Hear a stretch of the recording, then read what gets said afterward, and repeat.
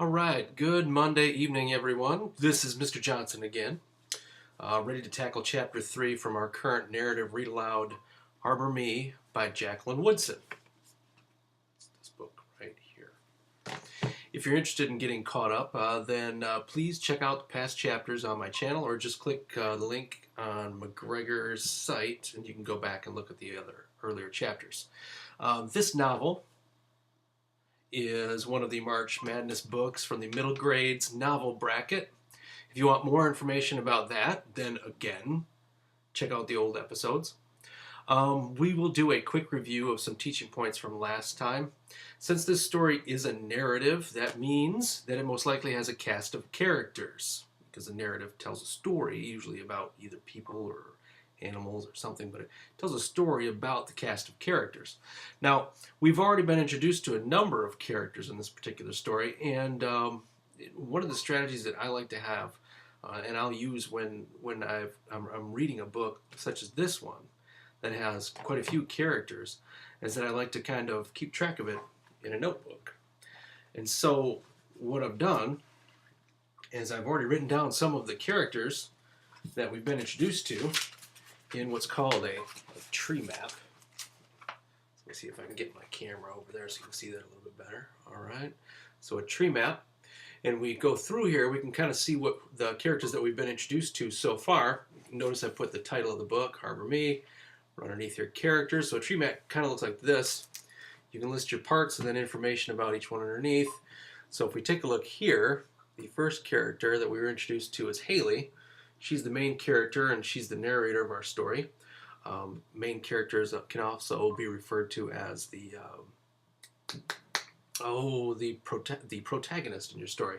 Sorry for a minute there, kind of froze up. But yeah, Haley's the protagonist or the main character, and she also happens to be the narrator. She tells the story, and she lives with her uncle who is leaving. We hear about that in the first chapter. We don't really know yet why he's leaving. We've also been introduced to Holly.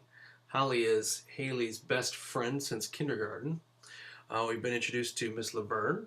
Miss Laverne is their teacher in a special 5th, 6th grade class. It's sort of an experiment. We found that out in the second chapter. And then this next character that we've been introduced to is Esteban. And Esteban is a classmate whose father was apparently taken by someone. We don't really know who or why just yet. So what we're going to do is we're going to pick up from where we were reading last time. All right, I'll kind of reread a little bit to kind of get us back on track, and then I'll pick up and move forward into chapter 3. All right, so let's see. So like I said, I'm going to kind of review just a little bit and go back into chapter 2. Do you have a pass for me, Esteban? Miss Laverne asked. She was standing at the front of the room, her arm stretched out toward the smartboard. I don't remember what was on it. Maybe a globe. Our tiny group that year was a 5th, 6th grade class. This, too, was a school experiment. Is everything okay? Miss Laverne's dark brown face was crisscrossed with worry. Esteban shook his head. I don't have a pass, he said, his voice breaking. We think they took my poppy. Nobody knows where he's at. He put his head down on his desk, his face turned toward the window. Miss Laverne went over to Esteban's desk and bent toward him, her hand on his back. They spoke softly to each other. Maybe they spoke for 5 minutes. Maybe it was an hour. I don't remember. That was a long time ago. So much can change in a minute, an hour, a year. While Miss Laverne talked to Esteban about his father that morning, I thought about mine. I thought about handcuffs. All right, sorry about that interruption. Mrs. Johnson came in through the door and she refused to be in the video, so that's okay. So, where was I? Oh, that's right. While Miss Laverne talked to Esteban about his father that morning, I thought about mine. I thought about handcuffs. I thought about fathers being taken away. I thought about uncles coming to the rescue, and mothers gone. The memory is mostly shadows now, my father's pale hands hanging from silver handcuffs, the cops pushing his head down into the police car, my uncle coming to me and lifting me up into his arms. I was 3 years old. When my uncle first came to live with me, I was afraid. It was this vague fear around the edges of myself. Whenever I got real quiet in class, Miss Laverne knew why. As I watched Esteban that morning, I felt it. The fear coming around the corner, finding me, finding both of us. I stared over at him. I wanted to give Esteban the same sign. My pinky pointing toward him while my thumb pointed toward me. I wanted to say, I know that thing, Esteban. I've looked out the window that same way. Miss Laverne turned from Esteban and told us to read quietly to ourselves. We took our books from our bags and opened them, but I don't know if any of us read a single word. The whole world felt wide open suddenly, like it wanted to swallow us. I heard him tell Miss Laverne, I'm scared. I'm so scared.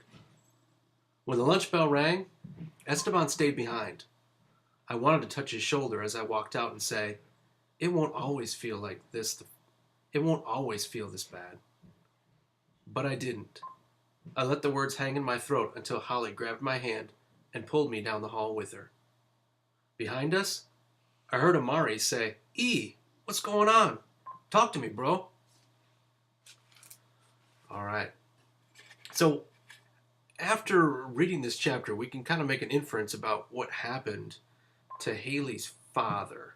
You see, an inference is where you take part of what the authors told you and part of what you already know about life and situations that you may have come across, and you kind of put both of those two things together to cement the meaning of what happened.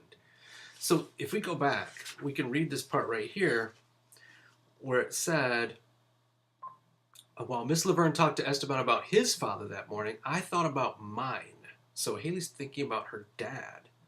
Okay? I thought about handcuffs. I thought about fathers being taken away. I thought about uncles coming to the rescue and mothers gone.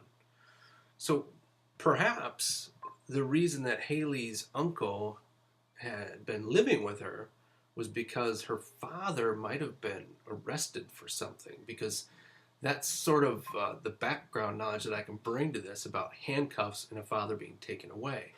And then the next part kind of helps me even clear that up a little bit more. It says, the memory is mostly shadows now. My father's pale hands hanging from silver handcuffs. The cops pushing his head down into the police car. My uncle coming to me and lifting me up into his arms. I was 3 years old. So now we can even figure out more. Something happened where her father was obviously arrested by the police when she was 3, and that brought her uncle onto the scene to probably be her caretaker and take care of her from that point on. What we don't know, though, is why her uncle's leaving now in this part of the story. So we don't know that, and we also don't know what happened with Esteban's father. Why did somebody come and take him? So those are all like interesting cliffhangers for this particular chapter. Now, if you enjoyed these 3 chapters from Jacqueline Woodson's Harbor Me, then I urge you to please go to your local library, check out a copy or get on the wait list for it. You can check it out at home, read it in school. We also have a copy in our library. You can also check the shelves in your teacher's classroom library, because they just may have one. So if you're interested, check it out, because that actually is the last chapter that we're going to be reading in this little book tasting for this particular middle grade novel in the March Madness books. We're going to move away from this one so that we can experience some more books in the March Madness tournament. Next time we're together, we're going to do a read aloud from the picture books category, and we'll do a couple of those this week, and then we'll introduce a new novel and do a couple chapters from there before we go out and taste some more. All right, so like I said, if you're interested, check this out. And if you're interested in participating in the March Madness, go on March Book Madness, go on to the website, get yourself signed up. In the meantime, if you're reading something at home and it happens to be a narrative, like this particular book, then jot down the title of your book, list some characters. Remember, characters are the people that the story or the narrative is about. List some characters, leave me a note in the comments section, or write it down and leave me a note at school. I'd love to mention you and maybe mention the book that you're reading the next time that I come on here. All right, you have a great night, and I hope you enjoy whatever it is that you're reading. Have a good evening, everybody.